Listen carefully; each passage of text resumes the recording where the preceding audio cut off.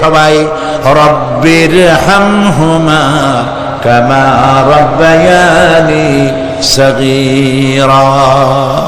আয় আমার রব, আমার মা বাপ যেমনি ছোটবেলায় আমাকে অত্যন্ত যত্ন করে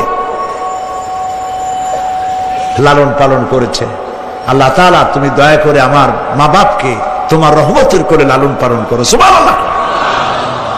প্রত্যেক নামাজের পর সকলে এই দোয়া পড়বেন, মনে থাকবে? মনে থাকবে? হযরত আলী বলেছেন, যেখানে ইলম চর্চা হয়, কোরআন আলোচনা হয়, হাদিস আলোচনা হয়, সেটা কোনো সাধারণ জায়গা না, সেটা জান্নাতের টুকরা হয়ে যায়। যেরকম সুবহানাল্লাহ। কাজী বেহেশত থেকে শয়তানের জন্য বাইর করিয়া না দেয়, সতর্ক থাকেন। শয়তান কি চায় যে আপনি সারাক্ষণ শোনেন? কি কোন চায়? চায় না। শয়তানের খপ্পরে পড়েন না, বসেন আর শোনেন। ইমানদার যখন বিপদে জর্জরিত হতে থাকে তখন সে ভেঙে পড়ে না, তখন অন্ধকারের বিপদের অন্ধকার বিদীর্ণ করে আলোর এক প্রভা তার চোখের সামনে উদ্ভাসিত হয়ে ওঠে। সেটা কি? সেটা হলো আল্লাহ রাব্বুল আলামিনের বাণী, ফাইন্না মাআল উসরি ইউসরান ইন্না মাআল উসরি ইউসরা। আল্লাহ পাক বলেন, জেনে রাখো, দুঃখ এবং কষ্টের সাথে রয়েছে সুযোগ আর সুবিধা, আর অসচ্ছলতার সাথে রয়েছে উদার সচ্ছলতা। জোরে কোন সুবহানাল্লাহ। কাজে ভয় পাওয়ার কারণ নাই, হতাশ হওয়ার কারণ নাই। মন আশায় বুক বেঁধে রাখো। গুনাহ করেছো, হতাশ হয়ো না। যুবকদের গুনাহ করা স্বাভাবিক। ইউনিভার্সিটির ছাত্র, কলেজের ছাত্র, প্রফেসর, শিক্ষক, অফিসার ঘুষ খেয়েছেন, জিনা করা হয়েছে, মদ খাওয়া হয়েছে, মিথ্যা কথা বলা হয়েছে, যাই কিছু করেন না কেন ভয় পাওয়ার কারণ নাই, নিরাশ হওয়ার কোনো দরকার নাই। আল্লাহ পাক ডেকে বলেছেন, কুল ইয়া ইবাদিয়াল্লাযীনা আসরাফু আলা আনফুসিহিম লা তাকনাতু মির রাহমাতিল্লাহ। আরে আমার আল্লাহর মতো এত ভালো আর কেউ আছে? এত দরদ আর কারো আছে? আমার আল্লাহ বলেন, ও নবী, আপনি শুনায় দেন, হে আল্লাহর বান্দারা, তোমরা যারা নিজেদের উপরে বাড়াবাড়ি করেছো, নিজেদের উপরে জুলুম করেছো, অত্যাচার করেছো, আমি আল্লাহর রহমত থেকে নিরাশ হয়ে যেও না। মানুষ যদি অপরাধ করে, বাপের সাথে অপরাধ করেছে, মায়ের সাথে অপরাধ করেছে, মা বাবা সন্তানের চাইতে এত বড় কল্যাণকামী তো আর কেউ নাই, কিন্তু মা বাবা কোনোদিন বলে না, আয় আমার ছেলে তোরে মাফ করে দেই, এরকম বলে নাকি? মন চায় ছেলে যদি মাফ চাইতো, খুশি হয়ে মাফ করে দিতাম, কিন্তু কেন যে আসে না, ডাকে না যে আয় মাফ করে দেই। মা বাপ আপনাকে এত ভালোবাসে, সেই মা বাপও আপনাকে বলে না যে আয় মাফ করে দেই। আমার আল্লাহ হচ্ছেন এমন আল্লাহ, আল্লাহ রাব্বুল আলামিন ডাকেন, এ বান্দা, খুন করেছিস ফিরে আয়, জিনা করেছিস ফিরে আয়, হত্যা করেছিস ফিরে আয়, চুরি করেছিস ফিরে আয়, কুফরি করেছিস ফিরে আয়, সুদ খেয়েছিস, ঘুষ খেয়েছিস, মদ খেয়েছিস ফিরে আয়, এসে আমার দরবারে চোখের পানি ফেল, আমার দরবারে কাঁদাকাটি কর। ইন্নাল্লাহা ইয়াগফিরুয যুনুবা জামিআ ইন্নাহু হুয়াল গফুরুর রহিম। আমার দরবারে চোখের পানি ফেলে কান, আমি রব্বুল আলামিন জিন্দেগীর গুনাহ মাফ করে দেব। সুবহানাল্লাহ কোন, সুবহানাল্লাহ কোন। আমার কাছে কান, চোখের পানি ফেল। আল্লাহ রাব্বুল আলামিনের কাছে বান্দার দুইটা ফোঁটা বেশি প্রিয়। একটা হলো জিহাদের ময়দানে যে রক্ত ফোঁটা দেওয়া হয়, এটা আল্লাহর কাছে প্রিয়, আর আল্লাহর ভয়তে গুনার জন্য লজ্জা করে অনুশোচনা করে বান্দা যখন চোখের পানি ছেড়ে দেয়, আল্লাহর কাছে এটা অত্যন্ত প্রিয়। নবীজি বলেছেন, বান্দা যখন গুনার ভয়তে, আল্লাহর ভয়তে, জাহান্নামের ভয়তে অনুশোচনা করে যখন চোখ দিয়া পানি ছেড়ে দেয়, ওই চোখের পানি নাকের অর্ধেক আসতে না আসতে আল্লাহ রাব্বুল আলামিন বান্দারে মাফ করে দেন। আল্লাহ বরদাস্ত করতে পারেন না যে বান্দা কান্দুক। আমার ভাইরা, আল্লাহর রহমত এই পৃথিবীতে, আল্লাহর রহমতকে 100 ভাগ করা হয়েছে। আল্লাহর রহমতের কত ভাগ? এই 100 ভাগের 1 ভাগ সারা পৃথিবীতে ছড়াই দেওয়া হয়েছে। আর 99 ভাগ কার কাছে? আল্লাহর কাছে। 1টা ভাগ দুনিয়া ছড়ানো হয়েছে আদম আলাইহিস সালাম থেকে নিয়ে এই পর্যন্ত, এখান থেকে নিয়ে কিয়ামত পর্যন্ত পৃথিবীতে যত মানুষ আসবে, যত প্রাণী আসবে, তাদের মধ্যে প্রাণী জগতেও গাভী তার বাছুরকে ভালোবাসে ঠিক কিনা, হাতি তার বাচ্চাকে ভালোবাসে ঠিক কিনা, মুরগি তার বাচ্চাকে ভালোবাসে কিনা, প্রত্যেক মাই তার সন্তানকে ভালোবাসে মানুষের মতো। এই ভালোবাসা, এই স্নেহ, এই মমতা, এই করুণা, এই মহব্বত 1টা ভাগ দুনিয়ায় দেওয়ার পর আপনি আর আমি যতটুকুন ভাগে পেয়েছি, সেই মহব্বতে, স্ত্রীর মহব্বতে অস্থির, মায়ের মহব্বতে অস্থির, সন্তানের মহব্বতে অস্থির। এখন চিন্তা করেন, 1টা ভাগ সারা পৃথিবীতে বিতরণ করার পর যেটুক পেয়েছি, তাতে যদি এত মহব্বত হয়, তাহলে এর 99 ভাগ মহব্বত যে আল্লাহর কাছে জমা আছে, এই বান্দার জন্য তার কত মহব্বত, এই বান্দার জন্য কত করুণতা, কত মহব্বত, কত দয়াতা। এজন্য আল্লাহ রাব্বুল আলামিন বলেছেন, নাব্বি ইবাদি আন্নি আনাল গফুরুর রহিম। ও আমার নবী, সুসংবাদ দিয়ে দাও, বান্দাদেরকে শোনায় দাও যে আমি আল্লাহ তাআলা ক্ষমাশীল আর দয়াবান। হুজুর কাঁদতেছিলেন, হযরত ওমর রাদিয়াল্লাহু তাআলা আনহু এসে দেখেন হুজুর একা কাঁদতেছে। হুজুর জিজ্ঞেস করছেন, হযরত ওমর জিজ্ঞেস করলেন, হুজুর আপনি কাঁদেন কেন একা একা? হযরত ওমর বলেন, আমি যখন প্রশ্ন করলাম, নবীজি বললেন, আমার কাছে কিছু আগে জিবরাইল এসেছিলেন। জিবরাইল এসে আমাকে বললেন, আল্লাহ পাক বলেছেন, হে আমার নবী, ইসলামের ভিতরে থেকে যে সমস্ত মানুষগুলি ইসলামের ভিতরে থেকে চুল আর দাড়ি পাকায় দিছে, কিয়ামতের দিন এই লোকগুলারে আমি শাস্তি দিতে আমার শরম হবে। হযরত ওমর বলেন, হুজুর উম্মতের জন্য কত বড় খোশ খবর এটা, আর আপনি কাঁদতেছেন। হুজুর বলেন, ওমর তুমি জানো না, আমার কান্নার কারণ ভিন্ন। আমার কান্নার কারণ হলো যে আল্লাহ রাব্বুল আলামিন কিয়ামতের দিন দাড়ি চুল পাকা বান্দারে শাস্তি দিতে শরম করবেন। সেই দাড়ি চুল পাকা বান্দাগুলি আল্লাহর সাথে নাফরমানি করতে শরম করে না। আমি এই লজ্জায় কাঁদতেছি। ভাইরা, হুজুর আল্লাহ পাক বলেন, ও আমার নবী, রাতের আধারে যখন একটা বুড়া আমার দরবারে হাত উঁচু করে, একটা বুড়া মানুষ রাতের আধারে যখন আমার দরবারে হাত উঁচু করে, আর যখন বলতে থাকে, রব্বুল আলামিন, আমার পেছনের জীবনটা বড় খারাপ করেছি, এমন কোন কাজ জীবনে করি নাই যা তোমার কাছে কিছু দাবি করতে পারি, সব রকমের নাফরমানি করেছি, আজ আমি বুড়া হয়ে গেছি, কামাই করতে পারি না, ছেলে আমাকে চোখে দেখতে পারে না, পুত্রবধূ আমাকে ঘরে জায়গা দেয় না, আমার স্ত্রী আমাকে দেখতে পারে না, রোজগার করতে পারি না, হাঁটতে পারি না, চলতে পারি না, সবার কাছে আমি তিতা হয়ে গেছি, আমি দাঁড়াতে পারি না, কোমরে ব্যথা পাই, হাঁটুতে ব্যথা পাই, চলতে পারি না, কানে শুনতে পাই না, চোখে দেখতে পারি না, আর তোমার কাছে কিছু চাইয়া নেব এমন ভালো কাজও করি নাই।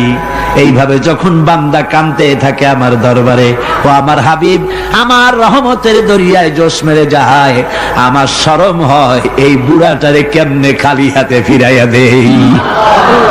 সুবহানাল্লাহ, সুবহানাল্লাহ। আমার আল্লাহর এত দয়া, আমার আল্লাহর এত মায়া, এত মহব্বত। আমার আল্লাহ রাব্বুল আলামিন বলেন, وَإِذَا سَأَلَكَ عِبَادِي عَنِّي فَإِنِّي قريب আমার হাবিব আমার বান্দা আমার ব্যাপারে প্রশ্ন করে আমি বান্দার একদম নিকটে। কোরআন শরীফের ভিতরে যত জায়গায় রাসূলকে বলা হয়েছে সুয়ালের কথা, আপনাকে প্রশ্ন করা হয়, আল্লাহ তার জবাব কুল এই কথা বলে জবাব দিয়েছেন। যত জায়গায় সুয়াল এসেছে, যেমন কোরআনে কারীমের মধ্যে আল্লাহ পাক বলেন ওয়ায়াসআলুনাকা আনিল মাহিদ, মেয়েদের হায়েজ সম্পর্কে জিজ্ঞাসা করা হয়, কুল হিয়া আযা, হে নবী আপনি বলুন। এভাবে করে কুল দিয়ে জবাব দেওয়া হচ্ছে।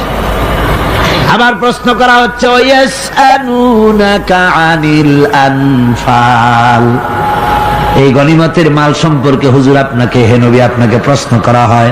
আল্লাহ কুল দিয়া জবাব দিলেন, আল্লাহ বলেন আপনি বলেন। ওয়ায়াসআলুনাকা আনিল খামরি ওয়াল মাইসির, আল্লাহ পাক বলেন নবী আপনারে প্রশ্ন করা হয় কুল ফীহিমা ইসমুন কাবীর, আল্লাহ কুল দিয়া বললেন তুমি বলো। আবার বলা হলো ওয়ায়াসআলুনাকা আনিল আহিল্লা কুল হিয়া মাওয়াকিতু লিন্নাস, নবী আপনাকে প্রশ্ন করা হয় চাঁদের ক্রমবর্ধমান এবং ক্রমহ্রাস, এই যে বাড়ে আর কমে, পূর্ণিমা হয় অমাবস্যা হয়, কেন হয় আপনি বলুন কুল। আপনি বলেন এটা আমি অক্ত এবং সময় বছর আর দিন গণনা করার জন্য পৃথিবীবাসীদের জন্য বিনা পয়সায় একটা ক্যালেন্ডার বানাইয়া আকাশে ঝুলাই রেখেছি। এভাবে যত জায়গায় এসেছে আপনাকে প্রশ্ন করা হয়, তত জায়গায় আল্লাহ জবাব দিয়েছেন কুল আপনি বলেন। গোটা কোরআন শরীফের ভিতরে এই একটি মাত্র জায়গা যেখানে বলা হয়েছে আপনাকে প্রশ্ন করা হয়, আল্লাহ এখানে বলতে পারতেন কুল আপনি বলেন, আল্লাহ তোমাদের নিকটবর্তী, এভাবে জবাব হয় নাই। এটা কায়দাটা হলো এই, আল্লাহ বলতেছেন ওয়াইজা সালাকা ইবাদি, ও আমার নবী প্রশ্ন তো আমার বান্দারা আমার ব্যাপারে করেছে, এবার আপনার জবাবের কোনো দরকার নাই, প্রশ্ন আমার ব্যাপারে আমি নিজে জবাব দিয়ে দেই। ফা ইন্নী কারীব, ও বান্দা আমার ব্যাপারে প্রশ্ন করেছিস, জবাব আমি দেই, আমি তোর সবচাইতে বেশি নিকটে। সুবহানাল্লাহ, কত নিকটে? ওয়া নাহনু আকরাবু ইলাইহি মিন হাবলিল ওয়ারিদ, তোর যে রগ এই শাহরগের চাইতেও আমি তোর বেশি কাছে। সুবহানাল্লাহ, আমারে ডাক, আমারে ডাক, কলিজা দিয়া ডাক, অন্তর দিয়ে ডাক। মনের থেকে মানুষ যদি ডাকে, মুখের ডাক আর মনের ডাক এক জিনিস নয়। দিল সে जो बात निकलती है असर रखती है पर नहीं मगर ताकते परवाज रखती है, দিল থেকে যে কথা বেরোয় তা প্রভাব বিস্তার করে, ডানা নাই কিন্তু ওড়ার ক্ষমতা রাখে। মনের কথাই ভিন্ন, মন থেকে, দিল থেকে, কলিজা থেকে, অন্তরের গভীর কন্দর থেকে মুহাব্বতের সাথে কেউ যদি একবার বলে আল্লাহ, বলেন আল্লাহ, আল্লাহ, আল্লাহ, আল্লাহ রাব্বুল আলামিন বলেন অন্তরের অন্তঃস্থল থেকে একটি বার যদি বান্দা বলেন আল্লাহ, আল্লাহ বলেন 70 বার সাড়া দিয়া জিজ্ঞেস করি বান্দা কি চাও, আমি তোমার কাছে আছি। সুবহানাল্লাহ, আমি তোর একদম কাছে, কি চাস বল, বল আমার কাছে। এমন দয়াবান, এমন মেহেরবান, এমন আল্লাহ আমাদের, সে আল্লাহ রাব্বুল আলামিন তিনি বলছেন وقال ربكم ادعوني استجب لكم, তোমাদের রব বলেছেন আমারে ডাকো, আমি আল্লাহ ডাকের সাড়া দিয়া দেব। সুবহানাল্লাহ, কারে ডাকতে হবে? কারে ডাকতে হবে? এই বিশাল জনসমুদ্র একযোগে চিল্লা এখন কারে ডাকতে হবে? কোন পীর সাহেবকে নয়, আল্লাহর কসম কোন খাজা বাবাকে নয়, ডাকতে হবে কারে? চিল্লা এখন কারে? ওয়াকালা রাব্বুকুম উদউনি, তোমার রব তোমাকে বলতেছে আমারে ডাকো, আস্তাজিব লাকুম, আমারে ডাকবে আমি সাড়া দিয়ে দেব। সুবহানাল্লাহ। আল্লাহকে ডাকেন, কি চাই আপনার বলেন, কি চাই? আল্লাহর কাছে চান, আল্লাহ দিয়ে দিবে। দেওয়ার জায়গা আল্লাহর কাছে চাইবেন, আল্লাহ দিবেন। দেওয়ার জায়গা, চাওয়ার জায়গা হলো সেজদায় পড়ে যাবেন। আমার ভাইয়েরা, জায়গাটা চিনায় দিলাম। মাজারে যাওয়া লাগবে না, কবরে যাওয়া লাগবে না। 2 রাকাত নামাজ পড়ে সেজদায় পড়ে গিয়া যত বিপদ আছে, মুসিবত আছে, সেজদার মধ্যে চোখের পানি ছেড়ে দেন আর কেন্দে কেন্দে জীবনের কথা বলেন। আল্লাহ রাব্বুল আলামিন আপনার আওয়াজ শুনবেন আর দোয়া কবুল করে নিবেন। কামতে হবে আল্লাহর কাছে। কার কাছে? আল্লাহর কাছে। সুম্মা ইস্তাগফিরুল্লাহ, আর এরপরে সে যদি আমি আল্লাহর কাছে ক্ষমা চাই, ইয়াজিদিল্লাহ গফুরার রহিমা, সে আমি আল্লাহকে গফুর এবং রহিম হিসাবে পাবে। সুবহানাল্লাহ। আল্লাহকে গফুর এবং রহিম হিসাবে পাওয়া যাবে। সব আল্লাহকে বলতে হবে, গুনাহ মাফ চাইতে হবে। এই জন্য হুজুর সাল্লাল্লাহু আলাইহি ওয়াসাল্লাম দৈনিক 100 বার তওবা করতেন। কোন হাদিসে আছে 70 বার, কোন হাদিসে আছে 100 বার তওবা করতেন। নামাজের পরে তো প্রত্যেক নামাজই পড়তেন হুজুর, সালাম ফিরাতেন আর সাথে সাথে বলতেন আল্লাহু আকবার, আস্তাগফিরুল্লাহ, আস্তাগফিরুল্লাহ, আস্তাগফিরুল্লাহ। মনে থাকবে আপনাদের? মনে থাকবে? সালাম ফিরাইয়া কি বলবেন? না, সালাম ফিরাবার সাথে সাথে বলবেন আল্লাহু আকবার, তারপরে পড়বেন আস্তাগফিরুল্লাহ, আস্তাগফিরুল্লাহ, আস্তাগফিরুল্লাহ। তওবা করবেন, আল্লাহর কাছে সবসময় গুনাহ মাফ চাইতে থাকবেন, বিনীত থাকবেন। আল্লাহকে পাওয়া যাবে, তাকে রহিম হিসেবে পাওয়া যাবে। সুতরাং ঈমান বিল্লাহ, আল্লাহর প্রতি ঈমান আনলে পরে 4 নম্বরের যে উপকারটা হবে সেটা হলো হতাশায় ভুগবে না, নিরাশায় ভুগবে না, আশায় বুক বেঁধে উঠবে, ঈমান মজবুত হবে, আল্লাহর কাছে মানুষ বিনয়ী হয়ে যাবে। এবার 5 নম্বরের উপকার আমি বলছিলাম, ঈমান বিল্লাহ, আল্লাহর প্রতি ঈমান আনলে পরে অসংখ্য উপকার হয়, অসংখ্য বৈশিষ্ট্য আছে। এর 6টা উপকারের কথা আমি বলবো। কয়টা? অসংখ্য উপকারের ভিতরে প্রধান 6টি উপকারের কথা বলবো। এর বললাম কয়টা? 4টে বলেছি। এবার বলো 5ম উপকারের কথা। আল্লাহর প্রতি আপনি পূর্ব পশ্চিমে কতবার মুখ ঘোরালেন, এটাই কিন্তু আপনার আসল সৎ কাজ নয়। আসল সৎ কাজ হলো আল্লাহর প্রতি ঈমান আনা। এই ঈমানের ব্যাপারে 3টা দিন আমরা পার করে দিলাম, এখনো কথা শেষ হয় নাই। আল্লাহর প্রতি ঈমান আনলে পরে যে উপকারটা হবে 5ম নম্বরে, সেটা হলো কঠোর এবং কঠিন বিপদের ভিতরে বান্দার ভিতরে অবিচলতা এবং ধৈর্যের সৃষ্টি হয়ে যাবে। আলহামদুলিল্লাহ। কঠিন বিপদ মুসিবত আসলে পরে সে অবিচল থাকবে। সারা দুনিয়ার বিপদ আপদ, শত্রুতা, দুঃখ, কষ্ট, মুসিবত, জুলুম, নির্যাতন সবকিছু পাহাড়ের মতো উঁচু হয়ে তাকে ঘিরে ফেলবে, কিন্তু তাকে এক চুলও নাড়াতে পারবে না। আলহামদুলিল্লাহ। সারা পৃথিবী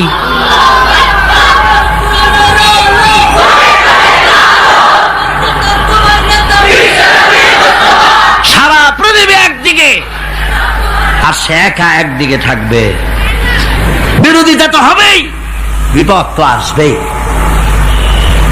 কবি বলতেছেন, সাথে জাকা রহা হ্যায় अज़ल से ता इमरोज, सतेजा का रहा है अज़ल से ता इमरोज, चरागे मुस्तफावी से शरारे बुलहबीस। সে আবহমান কাল থেকে শুরু করে মুস্তাফা সাল্লাল্লাহু আলাইহি ওয়াসাল্লামের দীপ শিখার সাথে আবু জাহেল, আবু লাহাবের অগ্নিস্ফুলিঙ্গের টক্কর লেগেই আছে। রাসূলুল্লাহর আল্লাহর দেওয়া এই বিধান, এই দ্বীনের বাতিটা টিম টিম করে চলেছে। আর গোরকি টর্নেডো হাজার হাজার মাইল বেগে, হেরিকেন এসেছে, গোরকি এসেছে, টর্নেডো এসেছে, টাইফুন এসেছে, কিন্তু এই আলো নিবাইতে পারে নাই। সুবহানাল্লাহ। এই আলো নিবাতে পারে নাই। এ শত্রুতা চিরকালের, নিভাতে পারবে না। কারণ হচ্ছে আল্লাহ রাব্বুল আলামিন বলেছেন, ইউরিদুনা লিইউতফিউ নূরাল্লাহি বিআফওয়াহিহিম ওয়াল্লাহু মুতিম্মু নূরিহি ওয়ালাউ কারিহাল কাফিরুন। ওরা চায় মুখের ফু দিয়ে আমার আলোকে নিভিয়ে দেবে, কিন্তু আমি আমার আলোকে পূর্ণতা দান করব। তাতে কাফের বেঈমানদের কলিজায় যত জ্বালা যন্ত্রণা হোক, আমার দিন কেউ মিটাই দিতে পারবে না। কোন সুবহানাল্লাহ। সুতরাং বিপদে অবিচলতা আসবে, সে অটল হবে, মজবুত হবে। কোরআনে কারীম বলতেছে, ওয়া কাযালিকা জাআলনা লিকুল্লি নাবিয়্যিন আদুওয়াম মিনাল মুজরিমিন। এই পৃথিবীতে এমনি করে আমি সকল নবীদের শত্রু বানিয়েছি, সব পাপিষ্ঠ অপরাধীদেরকে। নবীদের সাথে বিরোধিতা করেছে কারা? পাপিষ্ঠরা, অপরাধীরা। আজও খুঁজে দেখেন, আজও ইসলামী আন্দোলনের বিরোধিতা যারা করে সবগুলি কি পাপিষ্ঠ? সত্য কি না কর? ইসলামী আন্দোলনের বিরোধিতা যারা করে হিসাব করে, চোখ দিয়ে তাকায় দেখেন, খুঁজে দেখেন তাদের নামগুলি। মদখোর, জিনাকার, বদমাশ, চোর, হাইজাকার, বেনামাজি, লুটেরা, মিথ্যাবাদী, সবচাইতে সমাজের নিকৃষ্ট লোকগুলি ইসলামের বিরুদ্ধে করে।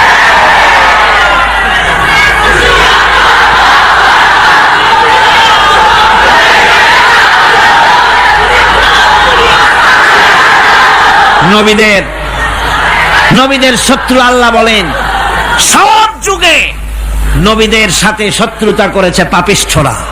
আল্লাহর কথা। কার কথা? সকল যুগে নবীদের সাথে শত্রুতা করেছে পাপিষ্ঠরা, নিকৃষ্ট ধরনের অপরাধীরা। সুতরাং নবী রাসূলদের অবস্থা যখন এই, তখন দ্বীনের দাওয়াত যারাই দেবে তাদের কিসমত এরকম হবেই। এই বাধার মোকাবেলা তাদেরও করতে হবে। এই যে বাধাটা আসে, এই যে মারে, অপরাধ কি? এই যে তারা চোর বা ডাকাত, যাদের মারা হয়। আল্লাহ রাব্বুল আলামিন বলেন, অপরাধ হলো ওয়ামা নাকামু মিনহুম ইল্লা আইয়ুমিনু বিল্লাহিল আজিজিল হামিদ। অপরাধ হচ্ছে ঈমানদার লোকদের উপরে নির্যাতন চালিয়েছে, অন্য কোনো কারণে নয়। কারণ একটাই, তারা আল্লাহর জমিনে আল্লাহর দ্বীন প্রতিষ্ঠা করতে চেয়েছে, আর কোনো অপরাধ না। জমিন আল্লাহর, জমিন কার? এই বিশাল জনসমুদ্র গর্জে উঠুন একযোগে, বলুন জমিন কার? আইন চলবে কার? এখানেই সংঘর্ষ বেঁধেছে আবহমান কাল ধরে। মানুষ অত্যাচারিত হয়েছে, সাহাবায়ে কেরাম অত্যাচারিত হয়েছেন। বুখারী শরীফের হাদিসে এসেছে, রাসূল করিম সাল্লাল্লাহু আলাইহি ওয়াসাল্লামের কাছে হযরতে খাব্বাব গিয়ে উপস্থিত হয়েছিলেন। হযরতে খাব্বাব বলেন, হাদিসটা এভাবে লেখা হয়েছে বুখারীতে, ওয়ান খাব্বাব বিন আল-আরিদ রাদিয়াল্লাহু তাআলা আনহু قال شكونا إلى رسول الله صلى الله عليه وسلم وهو متوسد بردة له في ظل الكعبة। রাসূলুল্লাহর কাছে গেলাম, কাবা শরীফের কাছে গিয়ে দেখি নবীজি একটা চাদর গায়ে দিয়ে তিনি আরাম ফরমাচ্ছিলেন কাবা শরীফের ছায়ায়।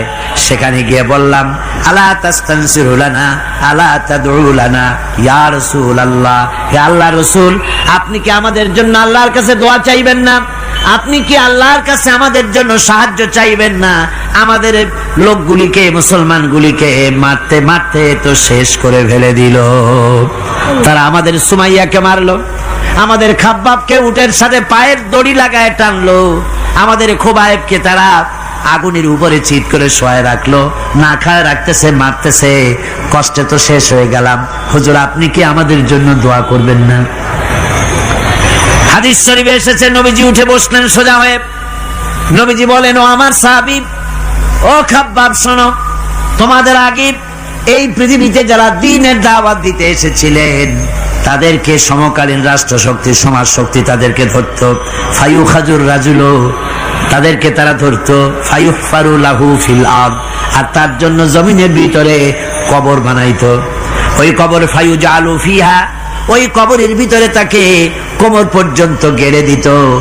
সুম্মা ইউতা বিল মানশার, এরপরে করাত আনতো, ফায়ুদাউ আলা রাসিহি, এরপরে ওই করাত তার মাথার উপরে রাখতো, ফায়ুজআলু নিসফাইন, এরপরে করাত দিয়া চিরে জীবিত মানুষটারে দ্বিখণ্ডিত করে ফেলে দিত। মা ইয়াসুদ্দুহু যালিকা আন দীনিহি। ও আমার খাব্বাব, এত কষ্ট দেওয়ার পরেও সেই যুগের কোন মুসলমানকে, দ্বীনের দায়ীদেরকে আল্লাহ দ্বীন থেকে এক চুলো তারা সরাই দিতে পারে নাই, এক চুলো সরাতে পারে নাই।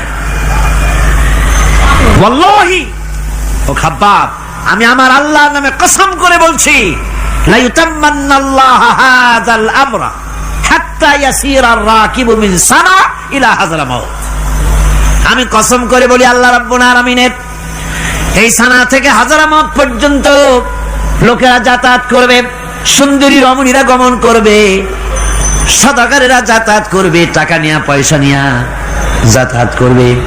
তাদের মনের মধ্যে লুটের ভয়, টাকার ভয়, চুরির ভয়, ডাকাতির ভয়, জেনার ভয়, হত্যার ভয়, ধর্ষণের ভয়, কোন ভয় থাকবে না। লা ইয়াখাফু ইল্লাল্লাহ, আল্লাহ ছাড়া কোনো ভয় থাকবে না।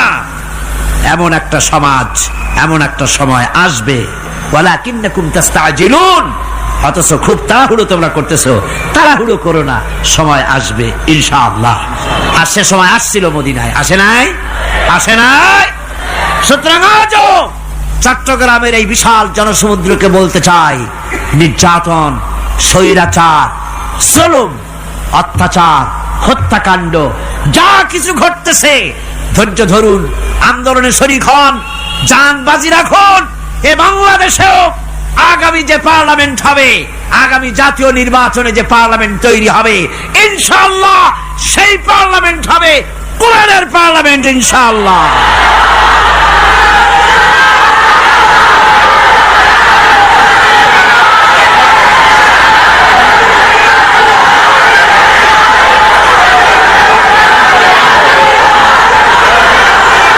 আমার ভাইয়েরা, আমার বন্ধুগণ, কঠিন বিপদে অবিচলতা এবং ধৈর্যের দৃষ্টান্ত রেখে গেছেন আম্বিয়া আলাইহিমুস সালাম। সুবহানাল্লাহ।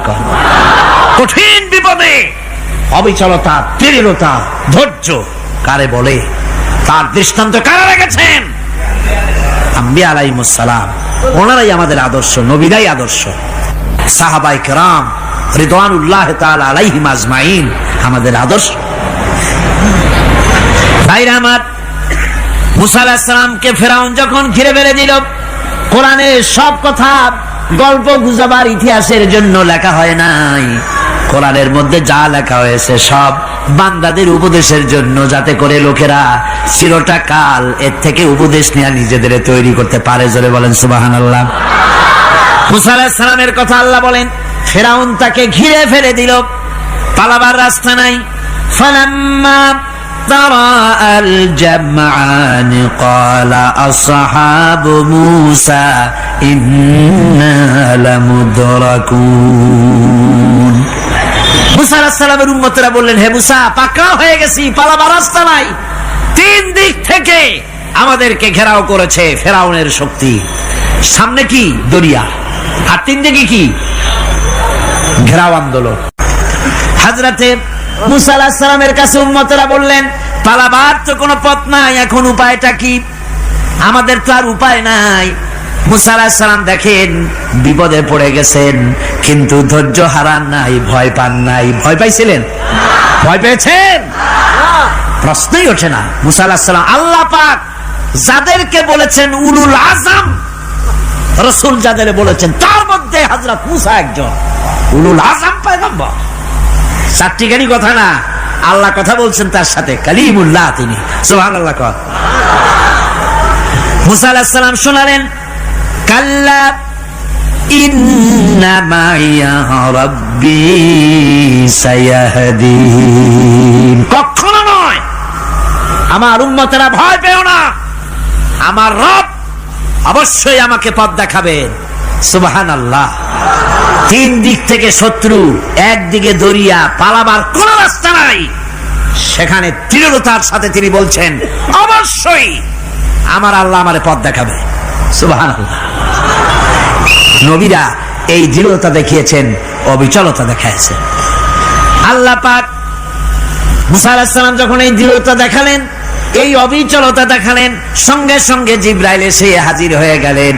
আল্লাহ পাক বলেন, ফাআওহাইনা ইলা মূসা আন আদরিব বিআসাকাল বাহরা ফানফালাকা ফাকানা কুল্লু ফিরকিন কাত্তাউদিল আযীম। মূসা আলাইহিস সালামকে আমি ওহী নাজিল করলাম, তাকে বললাম হাতে যে লাঠি আছে এই লাঠি দিয়ে আঘাত করো দরিয়ার উপরে। দরিয়ার উপরে আঘাত করলেন, একটা রাস্তা হয় নাই, 12টা রাস্তা তৈরি হয়ে গেল। আর দেওয়ালগুলা পাহাড়ের মতো উঁচা হয়ে গেল। দরিয়ার ভিতরে পাহাড়ের মতো উঁচা মজবুত 12টা রাস্তা। এবার মুসা আলাইহিস সালাম তার দলবল নিয়ে চললেন। আল্লাহ রাব্বুল আলামিন বলেন, ওয়া আনজাইনা মূসা ওয়া মান মাআহু আজমাইন। মুসা এবং তার সাথী সঙ্গীদেরকে আমি পার করে দিলাম। মুসা আলাইহিস সালাম এবং তার সাথী সঙ্গী নিয়ে যখন দরিয়ার মাঝখানে আসছে, ফেরাউন তার দলবল নিয়ে এসে গেছে। আসে দেখে নদীর মধ্যে রাস্তা। বাবা, উচ্চ কায়দা। ও মনে করছে ওর বাজানের তৈরি করা ডিস্ট্রিক্ট বোর্ডের রাস্তা। ওর লোকজন নিয়ে নেমে গেছে দরিয়ার ভিতরে। ও আসছে মাঝখানে, মুসা আলাইহিস সালাম চলে গেছেন ওপার, দরিয়া পার। মাঝখানে যখন এসে গেল, আল্লাহ রাব্বুল আলামিন পানিকে অর্ডার করলেন কুন। আল্লাহর তো বটন টেপা লাগে না, মুখ দিয়া কোনো হুকুম করা লাগে না, শুধু বলেন কুন। যে ব্যাপারে কুন বলেন ফায়াকুন, সাথে সাথে হয়ে যায়। আল্লাহ বললেন কুন, আর অমনি রাস্তা বন্ধ হয়ে গেল। এবার তুফান শুরু হয়েছে নদীতে, ঢেউয়ের উপরে ঢেউ, মৌজুন কাল জিবাল, পাহাড়ের মতো উঁচু হয়ে হয়ে ঢেউ আসতেছে। দলবল ঘোড়া আর অস্ত্রপাতি যা ছিল সব মরিয়া শেষ। এবার ফেরাউন একা উপরে ওঠে আর নিচে নামে, পানি খেতে খেতে পেটের কাম সারা। জনমের খাওয়া খাইছে পানি, এখন জান যায়, বাঁচবার আর উপায় নাই, বাঁচবার আর উপায় নাই। ফেরাউন তার নিজের জীবন সম্পর্কে হতাশ হয়ে গেল। এবার ফেরাউন বলতেছে, আমানতু আন্নাহু লা ইলাহা ইল্লাল্লাযী আমানাত বিহি বানু ইসরাঈল। আমি ঈমান আনলাম, আমি ঈমান আনলাম আল্লাহ ছাড়া কোন ইলাহা নাই। ওই আল্লাহর উপর ঈমান আনলাম যে আল্লাহর উপর ঈমান এনেছে বনি ইসরাঈলেরা। আল্লাহ যাতে ঠিক পায় যে কোন আল্লাহর উপর ঈমান আনছে। বনি ইসরাঈলের আল্লাহর উপর ঈমান আনলাম। আল্লাহ, এই তো মুসলমান হয়ে গেছি, এরপরও আমারে সুবাও কেন? আল্লাহ রাব্বুল আলামিন জবাবে বলেন, আল আন, এখন ওয়াকাদ আসাইতা ক্বাবলু ওয়া কুনতা মিনাল মুফসিদিন। এখন ঈমান আনার কথা বলছো, অথচ যুগের পর যুগ, বছরের পর বছর ধরে আমার মানুষের উপরে মন গড়া আইন চালাইছো, আমার পয়গম্বরের সাথে বেয়াদবি করেছো। আজ তোমাকে আমি ছাড়ছি না, তোমাকে আজকে ছেড়ে দেব না, আমি তোমাকে মারব।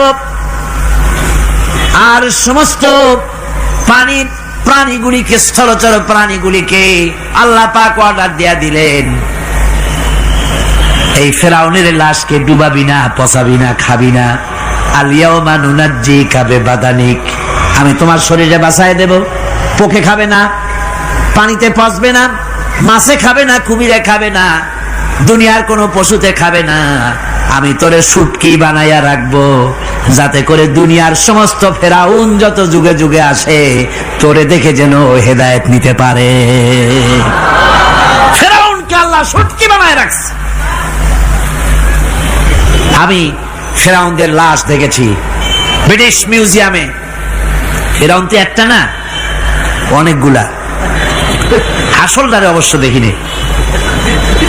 ব্রিটিশ মিউজিয়ামে ওই ফেরাউনগুলার লাশ যখন অসুবিধা হয়, মমিগুলি, তখন ইংল্যান্ডে নিয়ে যায় চিকিৎসা করাবার জন্য।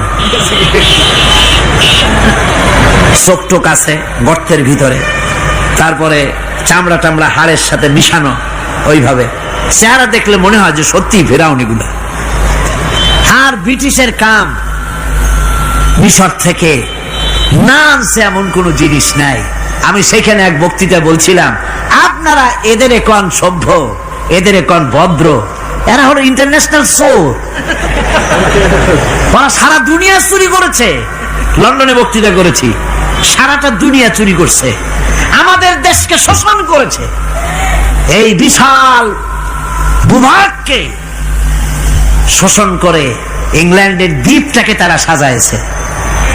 তারা ময়ূর সিংহাসনের, শাহজাহানের ময়ূর সিংহাসনের ময়ূরের বাম চোখে কোহিনূর মণি লাগাইছিলেন, শাহজাহান ময়ূরের ডান চোখে কোহিনূর মণি লাগায় নাই।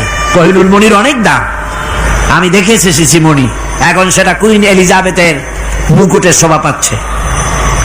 সেই মণি এমনি বলে প্রবাদে 7 রাজার ধন 1 মাণিক্য, বলেন এরকম, অনেক দাম। শাহজাহান দেখালেন, আমি মুসলমান, আমার কাছে এটার দাম নাই, এই জন্য ময়ূরের ডান চোখে লাগালাম না, বাম চোখে লাগাই দিলাম। এইটারে চুরি করছে। তারপরে মিশর থেকে, মিশরের মমি চুরি করেছে, জুতা চুরি করছে, ছাতি চুরি করছে, পিসা চুরি করেছে। আমি বললাম এগুলা কি ভদ্রলোক নাকি? এরা জুতা চোর, পিসা চোর, লাঠি চোর, সব চুরি করেছে। যাই দেখেন ব্রিটিশ মিউজিয়ামের মধ্যে সব দুনিয়ার চুরি করা জিনিস নিয়ে তারা মানুষকে দেখাইয়া পয়সা উপার্জন করছে। টিপু সুলতানের তরবারিটা পর্যন্ত চুরি করেছে। আজ পর্যন্ত ব্রিটিশ মিউজিয়ামে টিপু সুলতানের তরবারিটা আছে, আমি তরবারিটা দেখে এসেছি। আমার বন্ধুগণ, বলতেছিলাম যে পৃথিবীতে আল্লাহ রাব্বুল আলামিন নবীরা তাদের চরিত্র দিয়ে বিপদের মোকাবেলা করে, দুনিয়ার সামনে কঠিন বিপদের মোকাবেলা করে অবিচলতা, দৃঢ়তা দেখায় গেছেন যে কেমন করে এই পৃথিবীতে বিপদের সামনে মোকাবেলা করতে হয়। ধৈর্য ধরতে হবে, বিপদ আসবে পাহাড় সমান হয়ে, আপনাকে ধৈর্য ধারণ করতে হবে সেভাবে বুক বেঁধে। যেহেতু এটা যদি বিশ্বাস হয় যে আমার কিসমতে যা আছে তার থেকে বেশি কিছু হবে না, তাহলেই আপনার ধৈর্য আসবে, ভয় পাবেন না। কথা ঠিক কিনা কন? এবারে হযরত হুদ আলাইহিস সালাম সম্পর্কে আল্লাহ রাব্বুল আলামিন বলেন, হযরতে হুদকে যখন ষড়যন্ত্র হলো, কাফির বেঈমানেরা তাকে মেরে ফেলার জন্য যখন সরকারি ষড়যন্ত্রে লিপ্ত হয়ে গেল, হযরতে হুদ সমাজের এই চ্যালেঞ্জের মোকাবেলা করলেন। হযরত হুদ বলেন, ফাকিদুনি জামিআন সুম্মা লা তুনজিরুন ইন্নী তাওয়াক্কালতু আলাল্লাহি রাব্বি ওয়া রাব্বিকুম।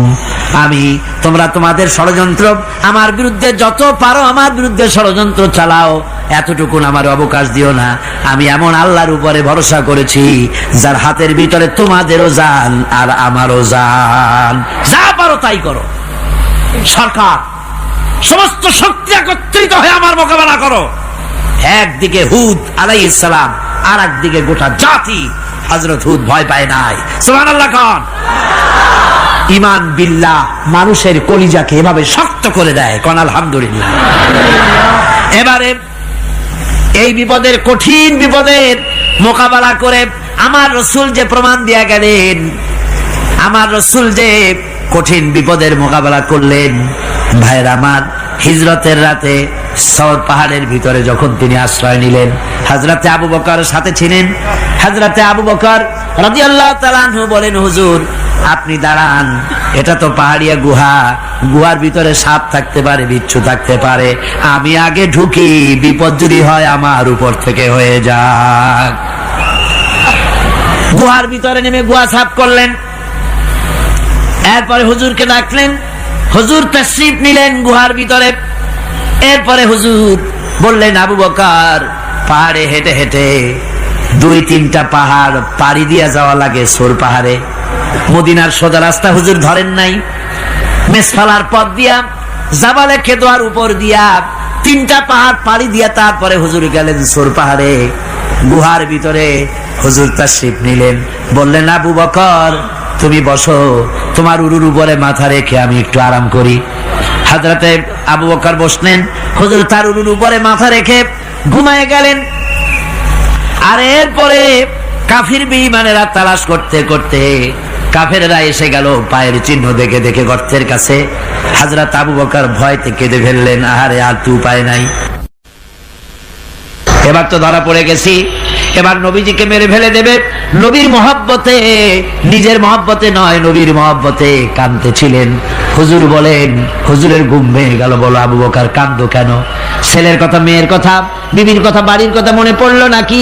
হযরত আবু বকর বলেন, ইয়া রাসূলুল্লাহ, আল্লাহর কসম করে বলি যেদিন ঈমান এনেছি এই কলিজার ভিতরে মা বাপ, স্ত্রী, পুত্র, পরিজন, এমনকি আমার নিজের জীবনের চাইতে আপনারে বেশি ভালোবাসি।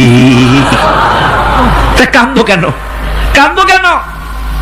হযরত আবু বকর বলেন, হুজুর ধরা পড়ে গেছি, কাফেররা এসে গেছে গর্তের কাছে, তাকালি আমাদের দেখতে পাবে, আমরা তো মাইনরিটি, ওরা তো মেজরিটি, আমরা তো ধরে মারি ফেলাই দেবে, আপনাকে মেরে ফেলে দেবে, এই জন্য কাঁদি। আল্লাহ রাব্বুল আলামিন হুজুর তখন কি দৃঢ়তা, কি অবিচলতা, কি ধৈর্যের পাহাড় সম মনোবৃত্তি তখন দেখালেন। আল্লাহ কোরআন শরীফে চিরকাল যাতে মানুষেরা হেদায়েত নিতে পারে সেজন্য হুজুরের কথা উঠায় দিলেন কোরআনে। আল্লাহ পাক বলেন, ইযহুমা ফিল গার ইয ইয়াকুলু লিসাহিবিহি লা তাহজান ইন্নাল্লাহা মা'ানা। ও বন্ধু, ভয় পেও না, আল্লাহ আমাদের সাথে আছেন। সুবহানাল্লাহ গো, আল্লাহ আমাদের সাথে আছেন। আমরা মাইনরিটি নই, আমরাই মেজরিটি। আল্লাহ আছে আমার সাথে, ভয় পাওয়ার কোনো কারণ নাই। সুবহানাল্লাহ। আল্লাহ পাক বলেন, ফাআনসালাল্লাহু সাকিনাতাহু আলাইহি ওয়া আইয়াদাহু বিজুনুদিন লাম তারাউহা। আমি এদের অন্তরের ভিতরে আমি শান্তি নাজিল করে দিলাম, প্রশান্তি দিয়া দিলাম, আর আমি সাহায্য করলাম, আর এমন সব সৈন্য পাঠায় দিলাম যে সৈন্যগুলি তোমরা দেখতে পাও নাই।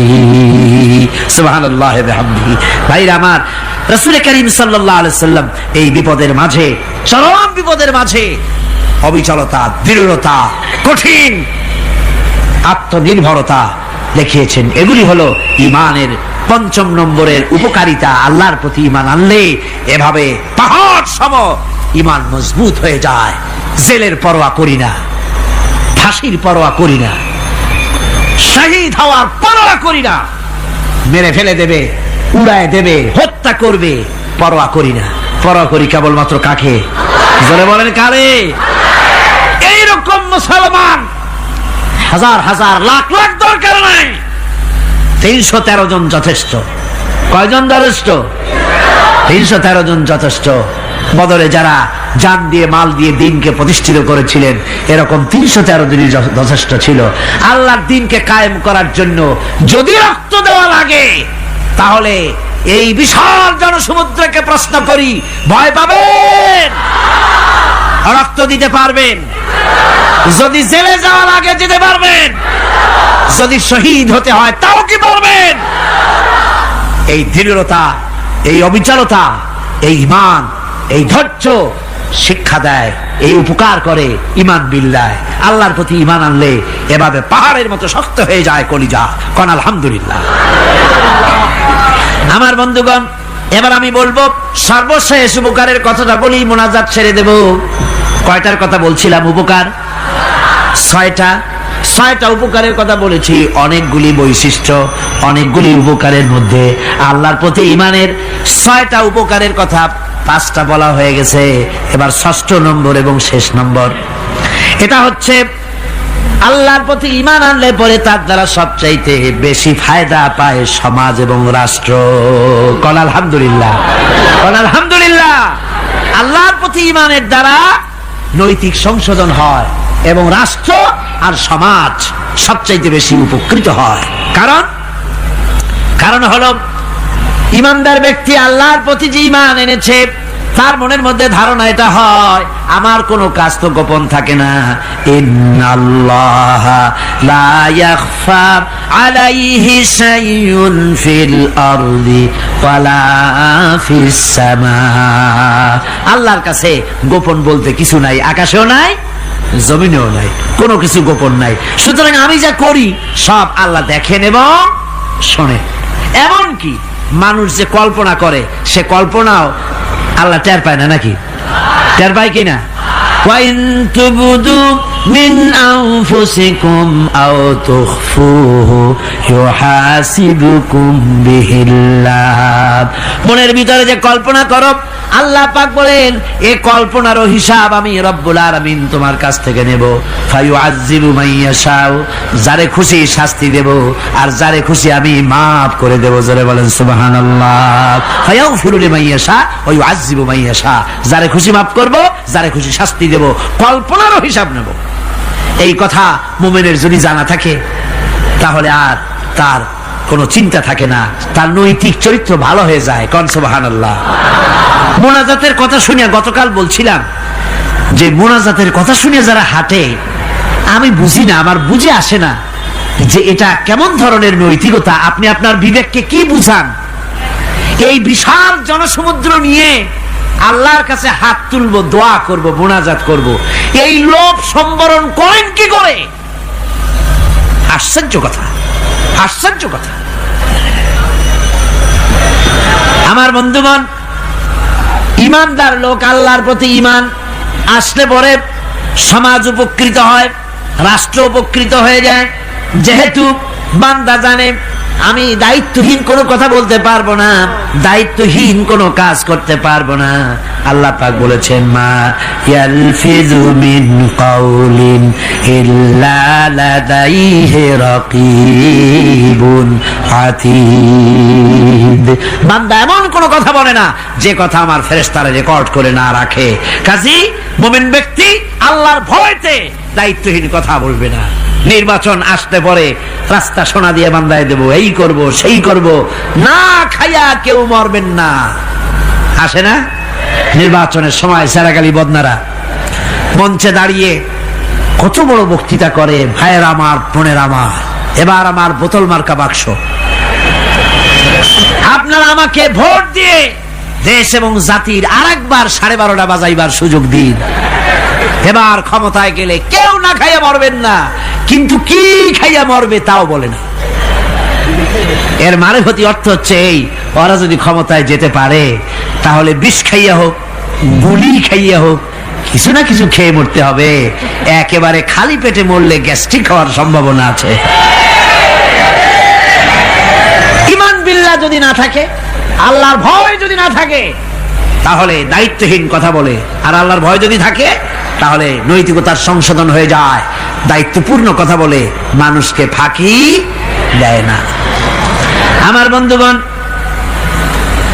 আল্লাহ রাব্বুল আলামিন তার বান্দা যারা আল্লাহকে ভয় করে, সে ভয় করা বান্দাগুলির মনের মধ্যেই চিন্তা এসে যায়, আমি যেখানে থাকি না কেন আল্লাহ আমাকে দেখতেছেন, শুনতেছেন। রাতে হোক, দিনে হোক, যেখানে আছি আল্লাহ আমারে দেখতেছেন। আল্লাহ পাক বলতেছেন, ওয়া হুয়া মাআহুম ইয ইউবাইতুনা মা লা ইয়ারদা মিনাল কাওলি ওয়া কানা আল্লাহু বিমা ইয়ামালুনা মুহীতা। আল্লাহ পাক বলেন, আমি তো আমার বান্দার নিকটে তখনও থাকি যখন সে গোপনে গোপনে রাতের বেলায় আমার মর্জির খেলাফ পরামর্শ করে। আমার মর্জির খেলাফ পরামর্শ করতেছে রাত্রে, আমি তো তখনও কাছে থাকি, ওটা আমি শুনি। ঈমান যদি আসে তাহলে এই সব কাজ থেকে সে বিরত থাকে। সে যদি কম হয় সেখানেও আল্লাহ, বেশিও যদি হয় সেখানেও আল্লাহ।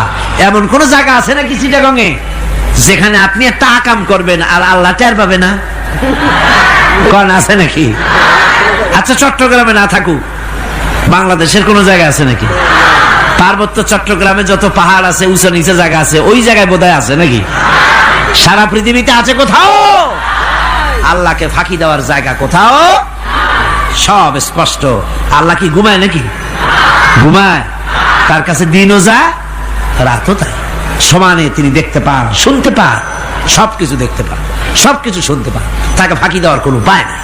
এই জন্য ৬ষ্ঠ নম্বরের উপকার যেটা হয় সেটা হলো সমাজ উপকৃত হয় ওই মানুষ দিয়ে যার মধ্যে ঈমান আছে।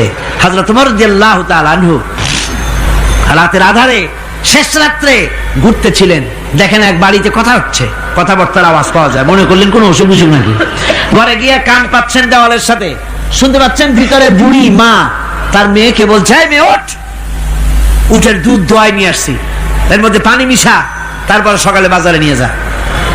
মেয়ে বলছে, মা এই কামটা আমি পারবো না। কেন পারবি না? হযরত ওমর ফরমান জারি করেছেন, দুধে পানি মিশাতে নিষেধ করেছে, কাজে এই কাজটা আমি পারবো না। আরে বেটি, আমিরুল মুমিনিন দেখ এখন কোথায় যায়, ঘুমায় আছে, সে কি দেখতেছে নাকি যে পানি মিশাই নাকি মিশাই? মেয়ে বলতেছে, মা আমিরুল মুমিনিনকে ফাঁকি দেওয়া যেতে পারে, তার পুলিশ বাহিনীকে ফাঁকি দেওয়া যেতে পারে, কিন্তু আল্লাহ রাব্বুল আলামিনের চোখকে ফাঁকি দেওয়া যাবে না।